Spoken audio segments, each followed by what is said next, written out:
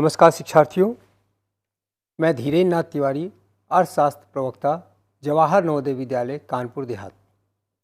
आज की इस क्लास में सूक्ष्म अर्थशास्त्र के एक अत्यधिक महत्वपूर्ण और रोमांचकारी चैप्टर प्रतिस्पर्धा रहित बाजार के बारे में हम पढ़ रहे हैं। शिक्षार्थियों, यह दूसरा भाग है। आज की इस पर्टिकुलर क्लास में हम एकाधिकारी तथा पूर्ण प्रतियोगिता के मध्य अंतर स्पष्ट करेंगे और साथ ही हम आपको बताएंगे कि किस प्रकार से उत्पादन बंद बिंदु निर्धारित होता है। जहाँ तक अंतर की बात है तो अगर हम देखें, सबसे पहला अंतर तो विक्रेताओं की संख्या को लेकर होता है। और विक्रेताओं की संख्या की अगर हम बात करते हैं तो वास्तव में पूर्ण प्रतियोगिता के अंतर्गत क्रेताओं तथा विक्रेताओं की अधिक संख्या होती है। उनकी यह संख्या इतनी अधिक होती है कि ना तो क्रेता और ना ही विक्रेता अपने मांग और पूर्ति को बढ़ा घटाकर बाजार को प्रभावित करने में सक्षम होता है। जबकि अगर हम एकाधिकारी की तरफ चलते हैं तो एकाधिकारी एकमात्र विक्रेता होता है और वह बहुत सारे क्रेताएं उसके सामने होते हैं। यहाँ पर अगर हम विक्रेता की बात करते हैं तो वास्तव में वह एकमात्र विक्रेता है और साथ ही वो ऐसी वस्तु को विक्रय कर रहा है जिसकी प्रतिस्थापन बाजार में बिल्कुल उपलब्ध नहीं है। अगर हम अंतर के आधार की बात करें तो दूसरा अंतर हम आवागमन की सुविधा के आधार पर करेंगे। आवागमन की सुविधा जहाँ तक पूर्ण प्रतियोगिता में है, पूर्ण प्रतियोगिता में कोई भी फर्म आ सकती है, कोई भी फर्म जा सकती है, किसी भी प्रकार की कोई रुकावट नहीं पाई जाती। जबकि एकाधिकारी के संदर्भ में किसी भी नई फर्म का एंट्री या प्रवेश संभव नहीं है। जैसे ही कोई नई फर्म प्रवेश करती है तो हम देखते हैं कि एकाधिकारी समाप्त हो जाता है। उत्पादन का अगर हम स्वभाव की बात करें तो जो वस्तु उत्पादित होती है पूर्ण प्रतियोगिता में वो समरूप होती है, एक समान होती है। रूप, रंग, आकृति, गुण इत्यादि से एक समान वस्तु को ही सभी विक्रेता को बेचना होता है। जबकि अगर हम एकाधिकारी की बात करें तो यहाँ पे कीमत विभेद भी संभव है। वास्तव में एकाधिकारी अपनी एक वस्तु को अलग अलग कीमत पर अलग अलग क्रेताओं को बेच सकता है। इसके बारे में भी हम बहुत डिटेल में पढ़ने जा रहे हैं। मांग वक्र का अगर हम स्वभाव की बात करते हैं तो एकाधिकारी और पूर्ण प्रतियोगिता का मांग वक्र में भी काफ़ी अंतर पाया जाता है। जहाँ तक पूर्ण प्रतियोगी फर्म के मांग वक्र की बात है तो यहाँ पर कीमत का स्वीकारक होने के कारण प्रत्येक फर्म के पास एक ऐसा मांग वक्र प्राप्त होता है जो कि एक्स अक्ष के समानांतर एक सरल रेखा, सीधी रेखा के रूप में होता है। जबकि एकाधिकारी का जो मांग वक्र है वो मांग का नियम लागू होने के कारण, वस्तु की मांग बेलोजदार होने के कारण बाएं से दाएं नीचे की ओर झुका हुआ होता है। कीमत निर्धारण की जहाँ तक क्षमता की बात है तो यहाँ पर उद्योग कीमत का निर्धारक होता है पूर्ण प्रतियोगिता के अंतर्गत और प्रत्येक फर्म को कीमत स्वीकारक के रूप में जाना जाता है। जबकि एकाधिकारी अपनी वस्तु की कीमत का स्वयं निर्धारक होता है। अगर हम दीर्घकालिक संतुलन की बात करें तो दीर्घकालीन संतुलन की अवस्था में पूर्ण प्रतियोगी फर्म को सामान्य लाभ ही मिलेगा, जबकि एकाधिकारी को असामान्य लाभ मिलेगा। प्रशिक्षुओं, वास्तव में एकाधिकारी और पूर्ण प्रतियोगिता के अंदर जो भी अंतर हैं ये बार बार हर परीक्षा में आपसे पूछे जाते हैं, इसलिए इसको हम डिटेल में अभी एक के बाद एक सारे बिंदुओं को रेखा चित्रों के माध्यम से भी समझाएंगे। जहाँ तक साधनों के प्रवाह की बात है, पूर्ण प्रतियोगिता में free mobility of factors of production पाया जाता है। उत्पादन के सभी साधन स्वतंत्रतापूर्वक पूर्णतया प्रवाहित होते हैं। जबकि विक्रेता एक ही है एकाधिकारी के संदर्भ में, तो अगर आपको रोजगार चाहिए तो उसी एक ही विक्रेता के पास आपको जाना होता है। तो वहाँ पे संसाधनों का प्रवाह भी रुका हुआ होता है, प्रतिबंधित होता है। संसाधनों का अनुकूलतम अगर हम प्रयोग की बात करें तो पूर्ण प्रतियोगिता के अंतर्गत संसाधनों का अनुकूलतम प्रयोग होता है और यह प्रयोग हम अभी रेखाचित्र के माध्यम से दिखाएंगे कि किस प्रकार न्यूनतम कीमत और न्यूनतम औसत लागत पर पूर्ण प्रतियोगिता के अंतर्गत अधिकतम उत्पादन की मात्रा क्रेताओं के पास उपलब्ध होती है, जिससे हम कह सकते हैं संसाधनों का अधिकतम और अनुकूलतम प्रयोग पूर्ण प्रतियोगिता में ही संभव है। जहाँ तक यहाँ अगर हम एकाधिकारी की बात करें तो यहाँ पर उपभोक्ता तथा संसाधनों का शोषण होने के गुंजाइश होती है। कारण यह है कि संतुलन के बिंदु पर यहाँ पर वो लाभ को ही ध्यान में रखते हुए संतुलन स्थापित करता है और वह उतनी ही मात्रा बेचता है जिस पे उसकी सीमांत आगम सीमांत लागत के बराबर हो जाती है। इस ऐसी अवस्था में उसकी औसत लागत औसत आगम से कम होने के कारण उसे लाभ मिलता है। अगर हम कल्याणकारी उद्देश्य की बात करें तो यहाँ हम देखते हैं किस प्रकार यहाँ पर पूर्ण प्रतियोगिता में कल्याणकारी स्वभाव पाया जाता है, जबकि अगर हम एकाधिकारी की बात करेंगे कल्याणकारी कार्यों की कमी पाई जाती है। प्यारे बच्चों, पूर्ण प्रतियोगिता एवं एकाधिकारी का मांग वक्र, जहाँ तक मैंने अभी आपको बताया कि मांग वक्र की बात है, तो अगर हम पूर्ण प्रतियोगिता की बात करते हैं तो पूर्ण प्रतियोगी फर्म की मांग वक्र देखा जाएगा तो कीमत उद्योग ने निर्धारित की है और इस कीमत पर आप चाहे जितनी मात्रा अपनी वस्तु की बेच सकते हैं। पूर्ण प्रतियोगी तथा एकाधिकारी का मांग वक्र, अगर हम मांग वक्र की बात करते हैं तो वास्तव में पूर्ण प्रतियोगी फर्म के पास कीमत निर्धारित होकर आता है और इस कीमत पर वह चाहे जितनी मात्रा को बेच सकता है। ऐसी अवस्था में उसके समक्ष जो मांग वक्र आता है, स्लाइड पे आप देख सकते हैं कि एक सीधी सरल रेखा के रूप में पाया जाता है, जहां एक बार 10 रुपये कीमत निर्धारित हो गई, इस 10 रुपये कीमत पर यह फर्म चाहे जितनी मात्रा को बेचना चाहे बेच सकती है। इसके बाद अगर हम एकाधिकारी की बात करते हैं तो एकाधिकारी का मांग वक्र बाएं से दाएं नीचे की ओर झुका हुआ है। ऐसी स्थिति में अगर एकाधिकारी को अपनी वस्तु की अधिक इकाई को बेचना है तो उसे अपनी वस्तु की कीमत को कम करना पड़ेगा। अधिक इकाई को वह या तो एग्जिस्टिंग जो वर्तमान में उसके उपभोक्ता है उनको अधिक मात्रा में प्रेरित करके बेचना चाहता है, ऐसी अवस्था में उसे कीमत कम करना पड़ेगा। अगर वो चाहता है कि नए कस्टमर्स उसको खरीदें, उसकी वस्तु को खरीदें, तब भी उसको अपनी वस्तु की कीमत को कम करना पड़ेगा। तो मांग का नियम लागू होने के कारण प्रत्येक एकाधिकारी के समक्ष जो मांग वक्र होता है वो बाएं से दाएं नीचे की ओर झुका होता है। स्लाइड में आप हरे रंग की रेखा देख रहे हैं जिसमें हमने AR वक्र बनाया है। यही AR वक्र, यही औसत आगम वक्र वो एकाधिकारी का मांग वक्र होता है। तो जब हम मांग वक्र की तुलना करेंगे तो यहाँ पे हम देखते हैं कि पूर्णतया लोचशील मांग वक्र है पूर्ण प्रतियोगिता के संदर्भ में, जबकि यहाँ पर हम एकाधिकारी के संदर्भ में देखते हैं कि मांग का वक्र जो है वो बेलोचदार है। ऐसा इसलिए है क्योंकि यहाँ पर उसके एक ही विक्रेता है, जबकि पूर्ण प्रतियोगिता में विक्रेताओं की संख्या अत्यधिक है। इसके बाद दीर्घकालीन अगर संतुलन की हम बात करते हैं तो बाईं तरफ जो ब्लैक कलर में आप देख रहे हैं डायग्राम, इस डायग्राम में हमने पूर्ण प्रतियोगिता का दीर्घकालीन संतुलन दिखाया है। Long run AC, LAC, LMC, long run AC और MC कर्व है। साथ ही LAR और LMR वक्र जो है वो लॉन्ग रन एवरेज और रेवेन्यू कर्व है पूर्ण प्रतियोगिता का।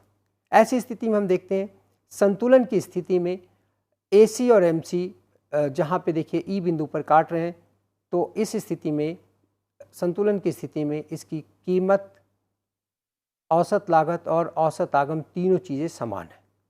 जबकि हम यही संतुलन एकाधिकारी के संदर्भ में देखते हैं तो हम पाते हैं कि वह बिंदु जहाँ पर एकाधिकारी का सीमांत आगम वक्र सीमांत लागत वक्र को काट रहा है, उस बिंदु से अगर हम परपेंडिकुलर ड्रॉ करते हैं x एक्सिस पे और y एक्सिस पे, तो हम पाते हैं कि एकाधिकारी हरे रंग के जो स्क्वायर है इस वर्ग के में निहित क्षेत्रफल के अनुसार उसको असामान्य लाभ मिल रहा है।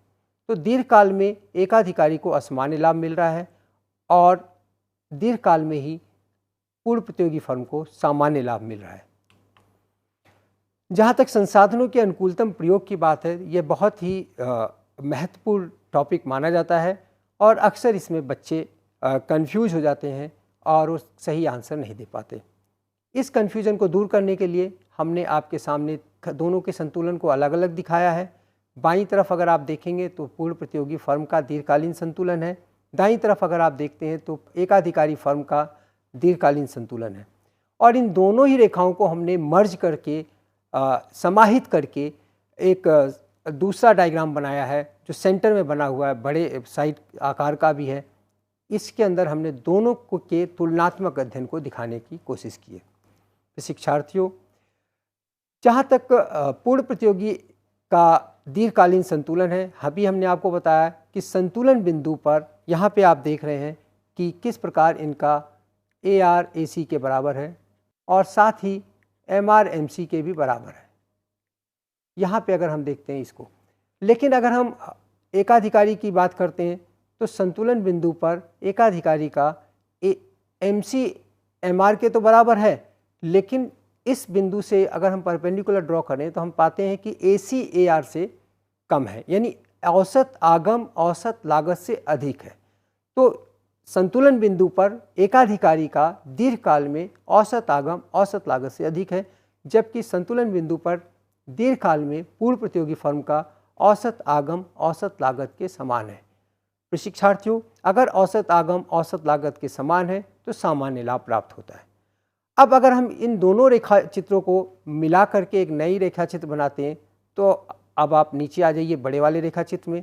यहाँ हम देखते हैं कि LMR जो वक्र है वो सीमांत आगम वक्र है एकाधिकारी का, LARM जो वक्र है वो औसत आगम वक्र है एकाधिकारी का, जबकि ऊपर आप देखेंगे जो ऑरेंज कलर में दो लाइनें हैं, औसत लागत और सीमांत लागत वक्र है। अगर हम इन दोनों को तुलना करते हैं तो पूर्ण प्रतियोगी फर्म का संतुलन उस बिंदु पर है जहां पे AC MC को इंटरसेक्ट कर रहा है, जहां पर MC AC के बराबर है, और हमें ये जानकारी है कि MC AC को उसके न्यूनतम बिंदु पर ही काटता है। ऐसी स्थिति में हम ये कह सकते हैं कि पूर्ण प्रतियोगी फर्म का संतुलन उस बिंदु पर हो रहा है जहां पर औसत आगम औसत लागत न्यूनतम है, जबकि अगर हम संतुलन की बात करते हैं तो MC MR जो मोनोपोली का है वो नीचे EM बिंदु पर काट रहा है। यहाँ से परपेंडिकुलर ड्रॉ करके अगर हम देखते हैं तो इसकी कीमत भी ज़्यादा है और OPM कीमत वसूल रहा है और OPP कीमत है पूर्ण प्रतियोगी फर्म का। तो हम देखते हैं कि पूर्ण प्रतियोगी फर्म कम कीमत पर अधिक मात्रा को बाजार में प्रस्तुत करने में सक्षम है, जबकि एकाधिकारी के समक्ष संतुलन बिंदु पर उसको अपना लाभ को अधिकतम करना है। इस लाभ के अधिकतमीकरण करने के कारण उसका AR AC से अधिक है और परिणाम स्वरूप हरे रंग का जो एरिया है वो असामान्य लाभ का इंडिकेटर है। जहाँ तक संसाधनों के अनुकूलतम प्रयोग की बात है, पूर्ण प्रतियोगिता में कम कीमत और कम लागत पर अधिक वस्तु की मात्रा उपलब्ध होती है, जबकि एकाधिकारी में औसत आगम औसत लागत से अधिक होता है। ऐसी स्थिति में एकाधिकारी का संतुलन उस बिंदु पर होता है जो कि फर्म का अनुकूलतम आकार नहीं है, क्योंकि फर्म का अनुकूलतम आकार उस बिंदु को कहते हैं जहां MC AC को इंटरसेक्ट करती है, MC AC को काटती है। आप देखिए हरे रंग का जो डायग्राम है बाईं तरफ वो पूर्ण प्रतियोगी फर्म के लिए दिखाया गया है।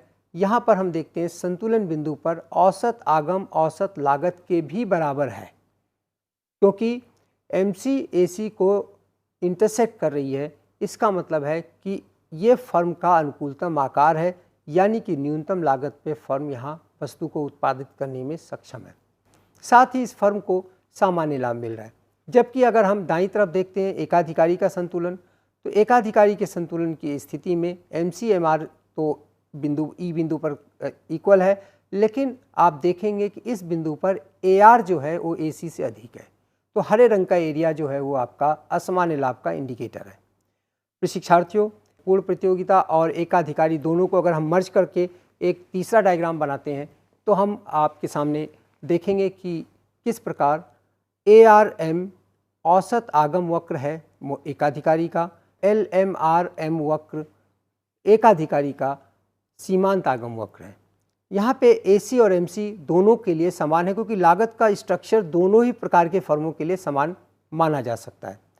अगर हम देखते हैं कि दोनों ही प्रकार की फर्मों को समान लागत ढांचे का सामना करना पड़ रहा है, ऐसी स्थिति में हम दीर्घकालीन संतुलन पाते हैं कि पूर्ण प्रतियोगिता का वहाँ पे होगा जहाँ MC/AC को इंटरसेक्ट कर रहा है, यानी कि फर्म का अनुकूलतम आकार है। इस स्थिति में आप देखिए कि अगर हम देखेंगे कि अगर हम एकाधिकारी से इसे हम कंपेयर करेंगे तो हम पाएंगे कि संतुलन MC/MR मोनोपोली का EM बिंदु पर होता है, और EM बिंदु से अगर परपेंडिकुलर ड्रॉ किया जाता है तो हम पाते हैं कि इसका AC/AR से कम है, यानी कि औसत लागत औसत आगम से कम है, यानी कि ये ज़्यादा कीमत वसूल रहा है औसत लागत से। जबकि पूर्ण प्रतियोगी फर्म औसत लागत और औसत आगम, उसकी कीमत और औसत लागत दोनों बराबर है, तो सामान्य लाभ की स्थिति में अब हम ये देखते हैं कि पूर्ण प्रतियोगी फर्म ज़्यादा मात्रा, कम कीमत और कम लागत पर बाजार में प्रस्तुत करने में सक्षम है अगर ये तुलना हम एकाधिकारी से करते हैं तो। एकाधिकारी में कल्याणकारी कार्यों की कमी पाई जाती है, जबकि पूर्ण प्रतियोगिता में आप देखेंगे कि वस्तु क्रेताओं के लिए कम कीमत पर अधिक मात्रा में उपलब्ध होती है। तो उत्पादक अथवा विक्रेता की दृष्टि से अगर देखा जाए तो एकाधिकारी बेहतर होता है, लेकिन अगर हम देश, अर्थव्यवस्था और उपभोक्ता की दृष्टि से देखते हैं तो वास्तव में पूर्ण प्रतियोगिता बेहतर मानी गई है। आइए अब हम देखते हैं उत्पादन बंद बिंदु किसे कहते हैं। क्या अल्पकाल में हानि प्राप्त करने वाली फर्म उत्पादन को अल्पकाल में ही बंद कर सकती है? यदि हाँ तो कब, और यदि नहीं तो क्यों नहीं?